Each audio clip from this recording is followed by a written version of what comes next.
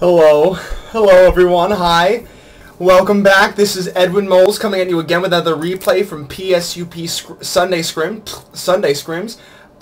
We've been trying to do some scrims every noon. I don't even know who I'm talking to yet because I don't actually know who watches these, but they're so much fun to make that I just want to do one immediately after getting a game every Sunday. But I don't. I want to actually do that. I want to give it a little bit of time so I can kind of forget the game because, as you can see, I'm playing in it. And it's more fun when it's a little bit, a little bit more fresh.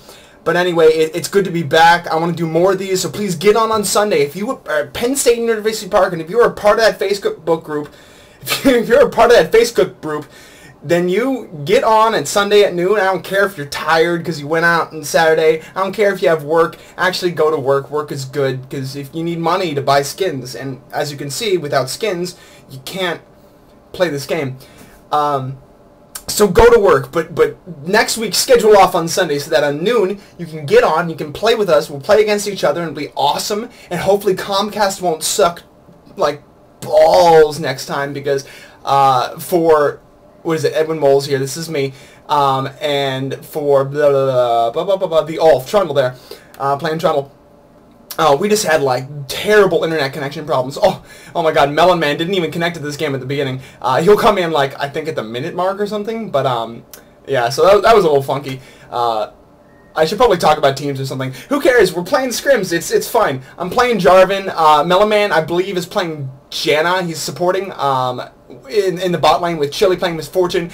Switch Squash playing Udyr, the jungle variety, not that fearsome laning Udyr we've been seeing recently. Elwood Blues playing Vladimir, the fearsome caster. Ace of Space hitting up the Singe, the cool chill Singe with his delicious drink. This looks so nice right now. It's a beautiful day out because today is Arts Fest. It is Wednesday. I just got off of work and I'm staying indoors even more to make you guys this because I love it so much, even on Arts Fest. Manticly is playing the little girl of fire, Annie. And oops, well now I don't know because I can't hit tab. I can hit tab. And Power Score playing Vayne, carrying. Me drinking water. Ooh. Delicious. As I said earlier, the Ulf playing Trundle, and Tracy Drumset, a friend of Meloman's, who was invited to join us for today because we needed one more person from you guys, and he didn't show up, so we needed to grab somebody from the community. So playing Soraka for the other team. We have a request from me here. Please wait at spawn, please, for Tom. Tom Melon Man. In his real life, in his realness. So let's just talk about the teams, I guess, a little bit. I don't know. I don't really. How pro are we gonna get at this analysis? Why don't we all work at purple blue? He's very logging again. Keku. How good should we get with this? How hardcore should this analysis be? Moderately hardcore. Okay, so we'll actually look at some interesting things. So we have a lot of AOE from this team. Excuse me. A lot of AoE from this team with Mr. Fortune's ult, Vladimir's ult, and Sona's ult as well. So a lot of CC there. Jarvan, of course, providing the barrier from his ult, which can help set up big AoE plays. Really fun. I played with a Fiddlesticks recently as Jarvan. I managed to get Fiddle to ult inside of the circle that I created with my ult, and it was glorious. It just felt awesome, especially when he had Zhonya's ring. Meanwhile, we have Trundle, Vayne, Annie, and Singe, characters that are more better at just picking out single targets and kind of killing them. But you're going to see a lot of cool things happen in this game. I kind of remember what happens. I kind of don't. So it'll be fun. It'll be a surprise. We see Chili moving out his Misfortune to bot lane alone because Sona still has not shown up yet. Can we lanes? Request from Annie. Yes. And then Smiley. Teeth face. Annie already in lane, getting that boots 3 pots, very solid start. The amplifying tome and health potion, a little bit more of an older start for Vlad. This is what I used to play when I first came out. When he first came out, boots and 3 pots are also a really good start in Vlad. Jarvan taking top lane against Ace of Space's Singed should be an interesting lane. I do remember kind of how this went simply because it's where most of my focus was. I know that a lot of aggression went back and forth between Vlad and Annie, and that, unfortunately, Chili was zoned a little bit in the early part of this game because of his, well, his buddy over here. Just hanging out, strumming. This is totally the most important part of the game. Look at her hair. Oh my God.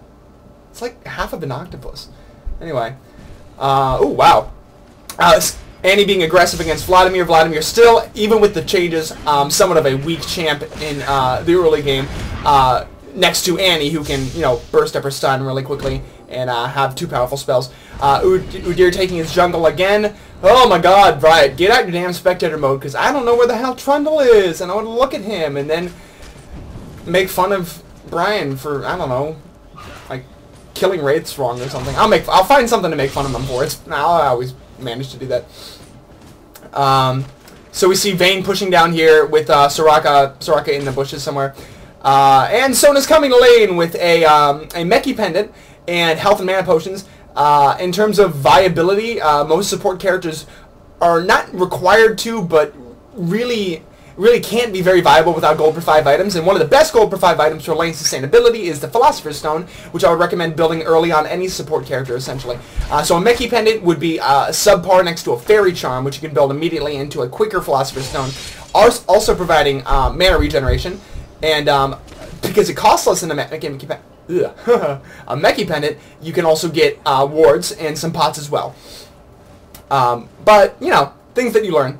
Things that we learn, because we're all here to learn and have fun. So you can see here Trundle ganking top, goes ahead and pops his Ghost. Jarvan returns with his Ghost after knocking him up in the air with the Flag Q combo, and gets away pretty scot-free.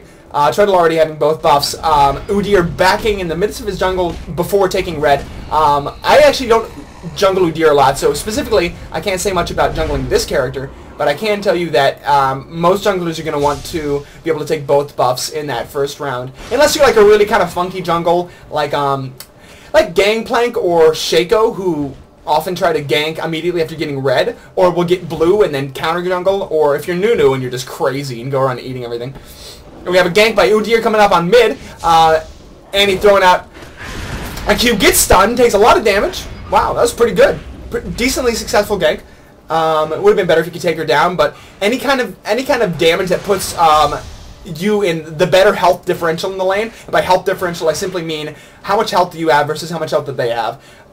Anything that puts you ahead there can then give you the ability to zone. Look how Vlad is not necessarily actively zoning, but he is positioning himself in a more aggressive stance than he was against Annie earlier on. Annie now kind of, after eating 2 pots, is moving back in as she restores that health differential. And I'd love to show you the differential, but I can't because, of course, LOL is just like that. Vayne rolling around like a monkey, shooting stuff, getting gold, describing bitches. I shouldn't say bitches. I should say women. I should say respectable women. Jarvan farming up a storm. A lot of farm from Jarvan, a lot of farm from Nate. Nate, sorry, Chili. I used your real name. Doing a good job. I'm just so giddy today. I'm in a wonderful mood. Oh God, it is beautiful outside, but you know what's even more beautiful is inside here. Looking at LOL, looking at my friends playing, laughing at them. No, I'm sorry. I won't laugh at you. Let's see who's back there. We have some significant items. No, not so far. We haven't seen much of Trundle yet. Udyr holding mid currently for Vlad. Don't let this experience from these laning minions go to waste, because otherwise it just precipitates into thin air and is completely useless to your team. So having someone there to even just to soak up the experience is always a good idea. Unfortunately, because the jungler is then tied up, it means that you lose a little bit of map control. So keep that in mind when you back and have people cover for you, because you're essentially meaning that your team's going to lose map control until you can get back to lane because your jungler is tied up. One of the great things about remembering that Singe will throw you is that he will throw you. I'm an idiot. God, I was such an idiot. Anyway, one of the great things about bringing a teleport, having one on the team, is allowing to reduce the map control loss that occurs when one player has to back. By having a teleport in mid or having a teleport in top. Normally don't need it in bottom because, of course, you have 2 players. Just lets you, stay in lane more, of course, keep your experience count up, but also allow your jungler to be more free. So he's not